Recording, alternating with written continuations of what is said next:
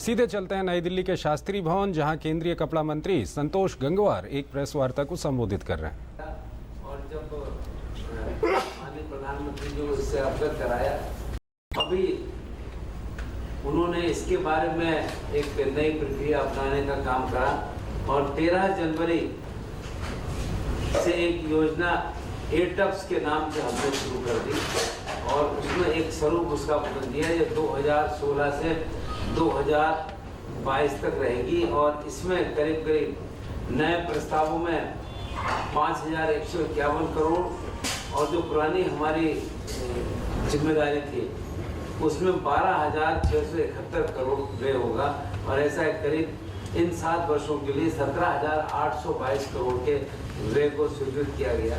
और हमें विश्वास है कि इस फैसले से करीब 1 लाख करोड़ रुपए का निवेश होगा और 31 लाख से अधिक लोगों को रोजगार मिलेगा। यहाँ मैं बता दूं, काम की शुरुआत हो गई है और विगत जब से सरकार आई है इन 2 वर्षों में हम इस योजना के अंतर्गत सब्सिडी के रूप में 3,277 करोड़ रुपए रिलीज भी कर चुके हैं।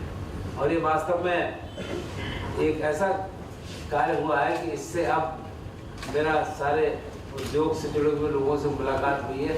सामान्यतः सबकी राय इसमें रही है कि एक सही कदम हुआ है और इससे एक अच्छी गति में लेंगे और काम आगे बढ़ेगा। मित्रों, इसके बाद एक महत्वपूर्ण क्षेत्र आता है हैंडलूम। जैसा मैं अभी कह रहा था कि कृषि के बाद सबसे प्रमुख क्षेत्र अगर है रोजगार का और काम का तो वो हैंडलूम है। और ये हैंडलूम की कला ऐसी है, पीढ़ी दर पीढ़ी चलती है और इसको एक सही ढंग से आगे बढ़ा सके। आप सब जानते हैं कि बुनकर एक ऐसा नाम है कि इनके लिए मान और सम्मान की आवश्यकता रहती है। प्रधानमंत्री जी को हमने आग्रह किया, प्रधानमंत्री जी ने इस बात को समझा और कहा कि हमें चाहते हैं कि बुनकर में तभी लोग जुड़ेंगे जब इनकी आय बढ़ेगी। और आज जब हम आपके बीच में हैं तो हम इस दिशा में काम कर रहे हैं कि बुनकर अपने काम करते हुए कम से कम 500 रुपये प्रतिदिन की आय करें। और इसके लिए आदरणीय प्रधानमंत्री जी का पूरा दिशा निर्देश रहा और इसलिए आप सबकी जानकारी में होगा कि 7 अगस्त 2015 को आज़ादी के बाद पहली बार प्रथम राष्ट्रीय हथकरघा दिवस की घोषणा की गई। इंडिया हैंडलूम ब्रांड की शुरुआत की गई और इससे एक अच्छी दिशा में काम शुरू हुआ है, जिससे हम ये कहते हैं कि नए डिजाइन, 0 डिफेक्ट फैब्रिक्स में, 0 डिफेक्ट पर्यावरण के ऊपर और जो उत्पाद बने उसकी क्रेडिबिलिटी और क्वालिटी भी बनी रहे। कस्टमर भी इससे संतुष्ट रहे कि हम वास्तव में जिस चीज़ के लिए हम आए हैं, क्योंकि जब हम किसी कस्टमर को, किसी व्यक्ति को बताते हैं कि हैंडलूम एक ऐसी विधा है कि कभी भी 2 चीज़ें जो बनाई जाती हैं दोनों एक से नहीं होती है, कुछ ना कुछ अंतर नजर आता है, यूनिकनेस रहती है और इसके हिसाब से लोगों को लगता है कि हम इसको एक अच्छी दिशा में ले जाने का काम कर रहे हैं। हम इसमें और आगे बढ़ने का काम कर रहे हैं।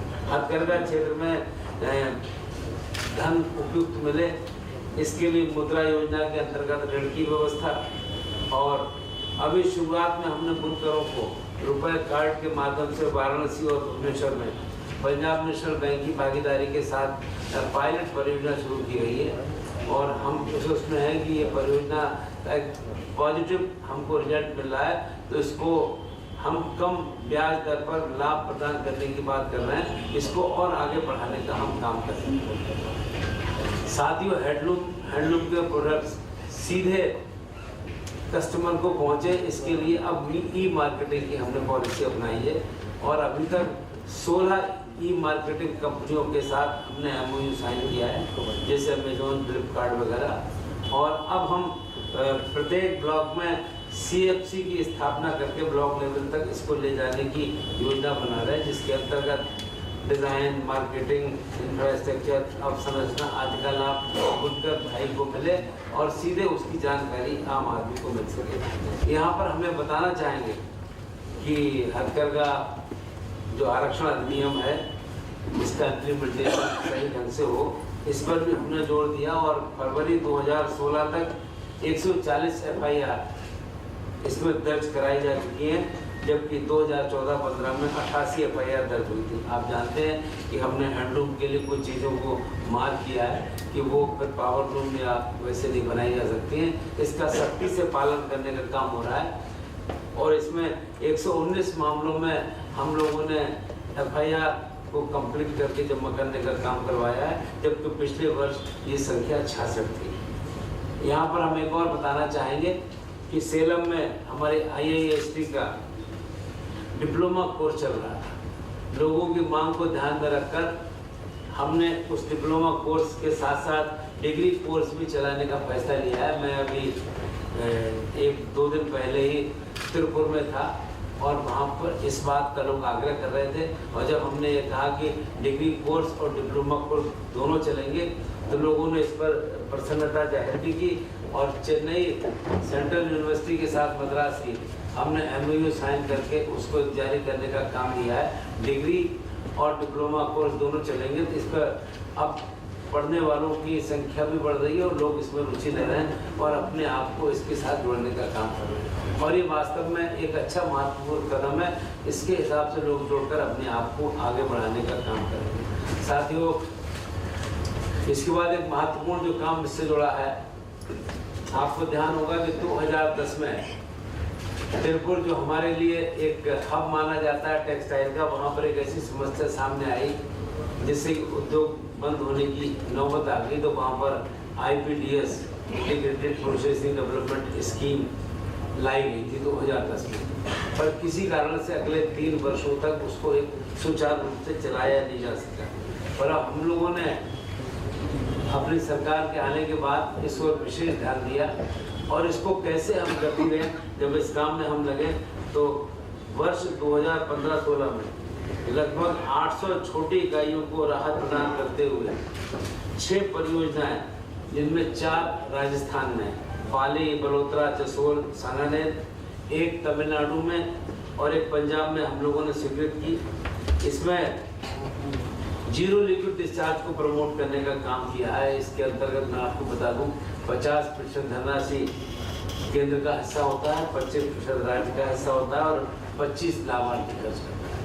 और आज आवश्यकता ये है कि अगर ये ZLD लगेंगे तभी इंडस्ट्री पनप पाएगी, इंडस्ट्री चल पाएगी, और इस दिशा में प्रयास कर रहे हैं। यहाँ पर हमने ये भी कोशिश की है, अब जब इस काम को हम गति दे रहे हैं, कि अगर किसी राज्य में इसकी आवश्यकता है तो उसकी अगर डिमांड आएगी तो उसको हम निश्चित रूप से विचार करके कैसे इसको पूरा करें, इसके हिसाब से काम बढ़ाने का काम करेंगे। साथियों, आपको ध्यान होगा कि 1 दिसंबर 2014 को नागालैंड में आदरणीय प्रधानमंत्री जी ने पूर्वोत्तर राज्यों के विकास की बात की थी और उन्होंने घोषणा की थी कि पूर्वोत्तर के प्रत्येक राज्य में अप्रैल और गारमेंट के यूनिट लगाए जाएंगे और 8 राज्यों का पर हमने प्रोजेक्ट बनाया। पिछले वर्ष 8 राज्यों में हमने इसका शिलान्यास किया और आज जब मैं आपके बीच में हूँ तो 3 स्थानों पर, त्रिपुरा, नागालैंड और मिजोरम में हम इसका उद्घाटन भी करे आए हैं और बाकी स्थानों पर अगले 1 महीने के अंदर सभी स्थानों पर काम की शुरुआत हो जाएगी। यहाँ मैं बताना चाहूँगा, ये पहली बार ऐसा प्रोजेक्ट है कि 100% सेंट्रल फंडेड है, 18.18 करोड़ की लागत का है और इसमें केवल जमीन राज्य सरकार के द्वारा दी जानी थी। काम सब जगह पूरा हो गया है और पहली बार स्थानीय लोगों को रोजगार मिल रहा है। इन 8 स्थानों पर 10,000 लोगों को काम सीखने का मौका मिलेगा और काम सीखकर वो अपने घर पर या कहीं बाहर इस काम को करके अपने आप को आगे बढ़ाने का काम कर सकते हैं। और हम इस कोशिश में भी हैं कि देश के विभिन्न भागों से उद्योगपति वहाँ जाकर उद्योग लगाएं, क्योंकि अब ट्रेंड लोग भी इन स्थानों पर मिलेंगे और इसके प्रति हमें रुचि मालूम हो रही है और लोग इसमें अपने आप को जोड़ रहे हैं। और वास्तव में एक पहली बात ऐसा है कि पूर्वोत्तर राज्यों में एक गति मिली है, लोग चर्चा कर रहे हैं। और मैं यहाँ बताना चाहूँगा, सरकार, पिछली सरकार के समय 2013-14 में जो बजट था, 15-16 में वो बजट पूर्वोत्तर राज्यों के लिए हमने 80 गुना बढ़ाने का काम किया है और उसका क्रियान्वित करके काम करने की दिशा में आगे बढ़ने के हिसाब से हम चल रहे हैं। साथियों, एक महत्वपूर्ण हमारी योजना होती है इंटीग्रेटेड टेक्सटाइल पार्क। और मैं बताना चाहूँगा कि पिछले 8 वर्षों में 50 टेक्सटाइल पार्क स्वीकृत हुए, हम उनको भी मॉनिटर कर रहे हैं।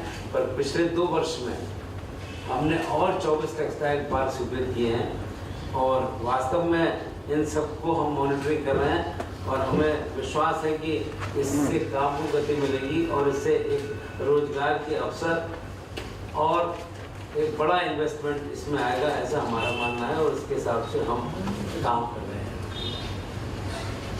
ISDS, आप ध्यान होगा कि स्किल डेवलपमेंट अपने आप में एक महत्वपूर्ण स्थान रखता है। हमारे सरकार ने इसका एक महकमा भी खोला हुआ है, विभाग भी खोल दिया है।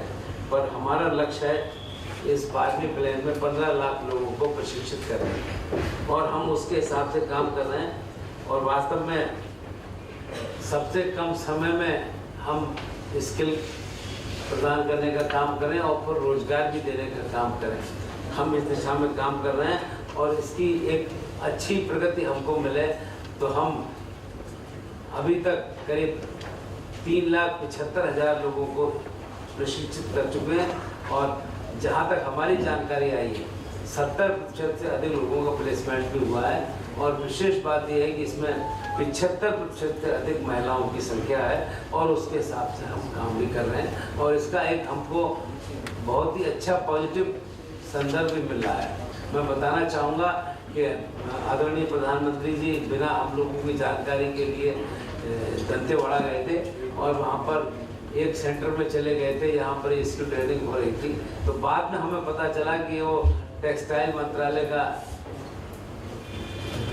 सेंटर था और वहाँ पर जब वो गए थे तो उस समय उपस्थिति 100% थी वहाँ और ये वास्तव में समझ में आता है क्योंकि हमने जिस ढंग की प्रक्रिया बनाई है उसके हिसाब से एक सही हमको रिजल्ट जानकारी मिली। मैं यहाँ पर लोग चर्चा भी कर रहे थे, हम लोगों ने निर्यात के ऊपर भी विशेष ध्यान दिया है। पूरे देश के अंदर जो सारी ग्रोथ में लगता ही है कि निर्यात में जो बढ़ोतरी नहीं हुई है, पर हमारा निर्यात में हमारी हिस्सेदारी पॉजिटिव रही है। अगर पिछले वर्ष हमारी निर्यात 13-14 में 13% थी तो 15-16 में बढ़कर 15% हो गई है और निश्चित रूप से खासतौर से अगस्त और अप्रैल में अच्छी ग्रोथ हमको मिलने का काम हुआ है। सिलाई परिधान रेडीमेड गारमेंट्स में भी ये पॉजिटिव दिशा है। तो हम इतना कह सकते हैं कि जब पूरी दुनिया रिसेशन का शिकार हो रही है, हम इसमें मजबूती से खड़े हैं और अपने काम को आगे बढ़ाने की दिशा में ले जा रहे हैं। साथियों, रेशम एक महत्वपूर्ण क्षेत्र है और आप सब जानते हैं कि चीन से हमारा इसमें मुकाबला रहता है। प्रधानमंत्री जी की रुचि हर तरफ है तो अभी हम लोगों ने इस दिशा में भी ध्यान दिया और उनके निर्देश पर हम लोगों ने जिस ढंग से काम शुरू किया उसका परिणाम यह है कि पिछले वर्ष की तुलना में करीब 7.5% अधिक रेशम का उत्पादन हुआ और बाइवोल्टाइल रेशम के अंदर करीब 51% की वृद्धि हम लोगों ने दर्ज की है और इसके कारण चीन से जो हमारे कच्ची रेशम हम आयात करते थे उसमें भारी कमी है। लेह लद्दाख में हम उस हिसाब से काम कर रहे हैं और हम कोशिश कर रहे हैं कि हम पश्मीना के काम को आगे बढ़ाएं। उसका एक सेंटर हमने वहाँ पर शुरू किया है 60 करोड़ रुपए खर्च करके। साथियों, जैसा हम चर्चा भी कर रहे थे, हैंडलूम बुनकर की एक अपना अलग महत्व है, पर पावर लूम बुनकर भी अपने आप में एक विशेष स्थान रखते हैं। देश में करीब 25.5 लाख पावर लूम बुनकर हैं। इसमें कार्य में करीब 60 से लेकर 65 लाख बुनकर इस कार्य में जुड़े हुए हैं।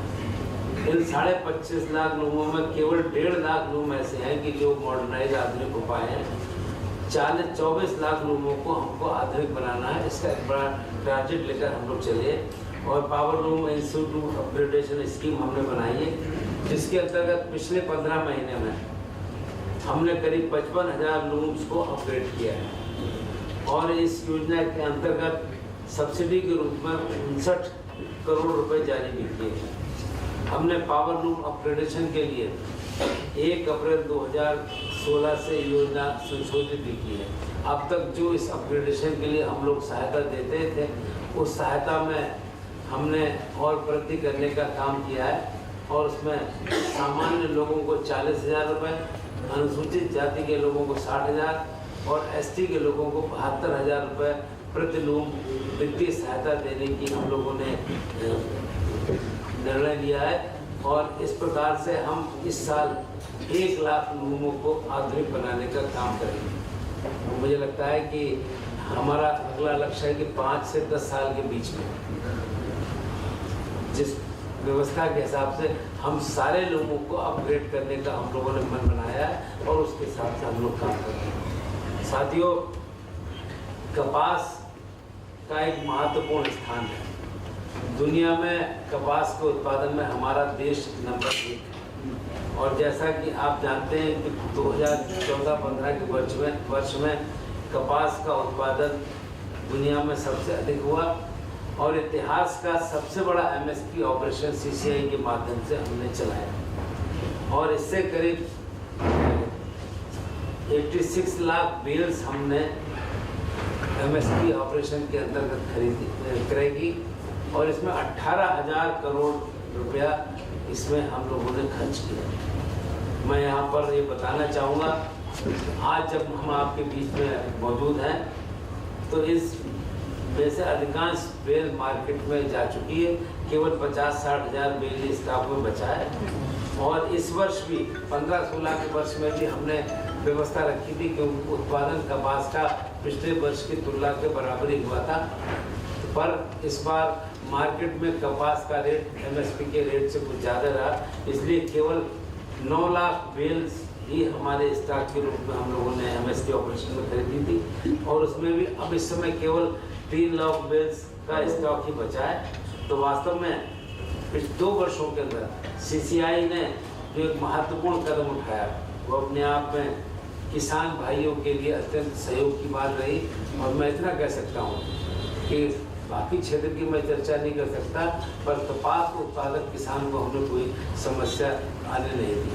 साथियों, जूट भी एक नेचुरल फाइबर है और जूट के साथ अगर 37 लाख किसान और 3 लाख मजदूर जुड़े हैं तो वास्तव में इसको एक सही दिशा में ले जाने की जिम्मेदारी हमारी है। जूट प्रोटेक्शन एक्ट हमने लागू रखा और हमने ये भी महसूस किया अगर जूट का हमने डाइवर्सिफिकेशन नहीं किया तो फिर हम आगे अच्छे ढंग से नहीं चल पाएंगे, जूट को प्रगति नहीं दे पाएंगे। इसलिए हमने जूट डाइवर्सिफिकेशन के लिए जो 7 CFC स्वीकृत किए, इसमें 5 पश्चिम बंगाल में, 1 असम में और 1 बिहार में, और जिससे कि जूट के प्रोडक्ट्स का विशेष ध्यान दिया जाए। और हमने एक छोटी पहल शुरू की अभी हम लोगों ने बात की और यहाँ पर मदर डेयरी के बूथों पर तो यहाँ पर प्लास्टिक प्रतिबंध हो गया है, उनसे हमने बात की तो जूट बैग्स हमने देने का काम किया और पहली सप्लाई में हमने उनको 20,000 जूट बैग्स दिए। और आज जब मैं आपके बीच में हूँ तो मदर डेयरी उन सारे 20,000 जूट बैग्स को इस्तेमाल कर चुकी है। अब उनकी डिमांड बढ़ गई है कि और ये जूट बैग और चाहिए, लोग इसको पसंद करते हैं और इसको ले जाना चाहते हैं। तो वास्तव में ये एक ऐसा महत्वपूर्ण कदम है कि जूट सेक्टर को अगर वास्तव में हम अच्छी दिशा में ले जाना चाहते हैं तो हमें जूट के दूसरे प्रयोगों की चिंता करनी पड़ेगी और उसको कैसे आगे ले जाएंगे, ये हमारे रुचि का काम है। अगर हम एनटीसी की चर्चा ना करें तो मुझे लगा कि मुझे ध्यान है कि जब पहले मैं इस मंत्रालय में आया तो लोगों ने मुझसे कहा कि आपके मंत्रालय में कोई काम नहीं है, केवल एनटीसी की जमीन बेचने का काम। पर हमने फैसला लिया हम एनटीसी की कोई ज़मीन नहीं बेचेंगे और आज जब मैं आपके बीच में हूँ तो एनटीसी BIFR से बाहर है और पॉजिटिव ग्रोथ में एनटीसी काम कर रही है और हमारे जितने भी मेले चल रही है सब बेहतर कर रही है और आने वाले समय में हम इसको और अच्छे ढंग से चलाने का काम भी कर रहे हैं। और एक विशेष उपलब्धि इस क्षेत्र में ये रही है कि मुंबई में हिंदू मिल की ज़मीन को आदरणीय श्री बाबा साहब अम्बेडकर जी को समर्पित करने की बात थी। प्रधानमंत्री जी के निर्देश पर वो ज़मीन हम लोगों ने महाराष्ट्र सरकार को ट्रांसफ़र कर दी है, इसमें कोई समस्या नहीं है। महाराष्ट्र सरकार ने जो प्रस्ताव दिया है उसको हमने एज स्वीकार कर लिया और हम ऐसा मानते हैं कि जो लोग वहाँ गए हैं वहाँ पर काम की शुरुआत हो गई है। तो एक वास्तव में एक ऐसा महत्वपूर्ण कदम है जो लंबे समय से अटका हुआ था और उसको एक अच्छी दिशा में लिए उसको हम एक सही स्वरूप में ले जाने का काम कर रहे हैं। साथ ही जैसा भी शुरू में मैंने कहा था, ऊन का भी एक अपना अलग महत्व है और ऊन के लिए पश्मीना का संवर्धन कैसे हो, मैंने अभी शुरुआत में कहा था कि लद्दाख के अंदर प्रधानमंत्री जी के रुचि से एक 60 करोड़ रुपए के लागत के हिसाब से हमने वहाँ पर काम शुरू हुआ है और इसी के साथ साथ वहाँ पर कारगिल में 300 परिवारों के पशुओं के लिए फाउंडेशन स्टॉक भी हम लोग विकसित कर रहे हैं और इस माह की 16 तारीख को मैं स्वयं भी ले जा रहा हूँ और वहाँ पर एनिमल शेल्टर देने का काम तो हम लोग करेंगे और कम्युनिटी सेंटर भी वहाँ पर हम उनको बनाने का काम कर रहे हैं और इसके हिसाब से हम एक इस दिशा में एक अच्छा कदम उठाने की दिशा में आगे बढ़ रहे हैं। मित्रों, अगर हम निफ्ट की चर्चा ना करें तो निश्चित रूप से ये महत्वपूर्ण क्षेत्र है और निफ्ट ने एक अपनी पहचान बनाई है देश के अंदर भी और देश के बाहर भी। और इस समय देश भर में निफ्ट के 15 इंस्टीट्यूट कार्यरत हैं। 16वां इंस्टीट्यूट निफ्ट का श्रीनगर में बनने जा रहा है और 17वां निफ्ट का इंस्टीट्यूट हरियाणा में पंचकुला में अति शीघ्र खुलने की संभावना है। और मैं इतना ही कह सकता हूँ कि हमने इसकी प्रतिष्ठा को बनाए रखने का काम किया और हमने कोशिश की कि इस बार 0.1% भी निफ्ट में प्रवेश में शिकायत नहीं आनी चाहिए। आज जब हम आपके बीच मौजूद हैं तो ये शिकायत एक व्यक्ति के द्वारा भी नहीं की गई। ये जरूर आप लोग सिफारिश लेकर आते हैं कि हमारा सेंटर बदल गया है और हमने कोशिश की है कि बिल्कुल पारदर्शिता बनी रहे और शिकायत का मौका ना मिले। तो वास्तव में निफ्ट की एक सही पहचान बनकर हम इसको आगे बढ़ाने का काम कर रहे हैं। साथियों, इसके साथ में एक और हमारा संगठन है BIC। BIC के 2 ब्रांड नाम ऐसे हैं कि जिन्हें आप लोग नाम से जानते हैं। ये बात अलग है कि उनके काम नहीं होते, काम बनता है। लाल इमली और धारीवाल। हम लगातार इस मन के रहे, प्रधानमंत्री जी की रुचि है कि भाई मंत्रालयों का काम व्यवसाय करने का नहीं होता है, पर लाल इमली और धारीवाल की जो प्रतिष्ठा है उसके अनुरूप इसको हम चलाना चाहते हैं। तो मैं आज अभी इतना ही कह सकता हूँ कि हम सक्रिय प्रयासरत हैं और बहुत जल्दी ही हम अच्छा समाचार आपको देंगे कि ये दोनों संस्थान हम चलाने का काम करने जा रहे हैं और निश्चित रूप से ये अपने आप में एक बहुत ही पॉजिटिव स्टेप होगा कि हम किस ढंग से काम कर रहे हैं और कैसे काम कर रहे हैं। मैं यहाँ कहना चाहूँगा एक बात जो मैंने अभी बताई नहीं, मैं सभी क्षेत्रों में होकर आया हूँ। मैं कानपुर में BIC और NTC के स्थानों को देखने गया था और वहाँ पर जमीन संबंधी घोटाले हमको देखने को मिले। हमने मतलब मुझे कहना नहीं चाहिए, सरकारी अधिकारी भी वहाँ पर हमारे मकानों पर लंबे समय से कब्जे थे। हमने जांच के लिए CBI को कह दिया और शायद जांच शुरू कर दी गई होगी और जो अनधिकृत कब्जे हैं उनको भी हटाने में हम लोग कार्रवाई करवा रहे हैं और उसको एक सही दिशा ले जाने की दिशा में, चलने की दिशा में आगे बढ़ रहे हैं। हम हैंडीक्राफ्ट को और अच्छे ढंग से आगे बढ़ाना चाहते हैं और हम टूरिज्म के साथ हैंडीक्राफ्ट को जोड़ रहे हैं। और उड़ीसा में रघुराजपुर एक गांव है, वहां पर हमने इसकी शुरुआत की है। उस गांव में 10 करोड़ रुपए खर्च करके हम ये कोशिश कर रहे हैं कि टूरिज्म के पर्यटन के जो स्थान है, हैंडीक्राफ्ट अगर वहाँ पर कोई है तो उसके साथ उसको जोड़कर आगे बढ़ाने का काम करें। इस काम के लिए हम हैंडीक्राफ्ट के 1 लाख आर्टिजन्स को लाभ पहुंचाने के लिए हम लोगों ने एक 150 करोड़ रुपए की स्कीम बनाई है जो 5 राज्यों के हैंडीक्राफ्ट के आर्टिजन्स को लाभान्वित करेगी और हम इसके साथ मिलकर काम कर रहे हैं। इसमें शहरी हाट के लिए चेन्नई में मल्लापुरम और आंध्र में एलोरू में 3-3 करोड़ की परियोजनाएं शहरी हाट के लिए हमने स्वीकृत की है। तो इस प्रकार से हमारा मंत्रालय एक सक्रियता के साथ काम कर रहा है और ये कुछ बातें मैंने आपके सामने रखी हैं। आपसे आग्रह है कि हमारे मंत्रालय को मिलता रहे। आप जो भी सुझाव हमको देंगे हम उनका स्वागत करेंगे और ये कोशिश करेंगे कि वास्तव में वस्त्र मंत्रालय अब जिस ढंग से काम कर रहा है तो अपनी एक सही पहचान बनाकर अलग ढंग से काम करे। तो मैं इन्हीं शब्दों के साथ अपनी बात को समाप्त करता हूँ। आपसे आग्रह किया। धन्यवाद ऑनरेबल मिनिस्टर सर। नाउ तो केंद्रीय कपड़ा मंत्री संतोष गंगवार को आप सुन रहे थे। 2 साल के अपने मंत्रालय का लेखा जोखा वो मीडिया के सामने रख रहे थे। इसी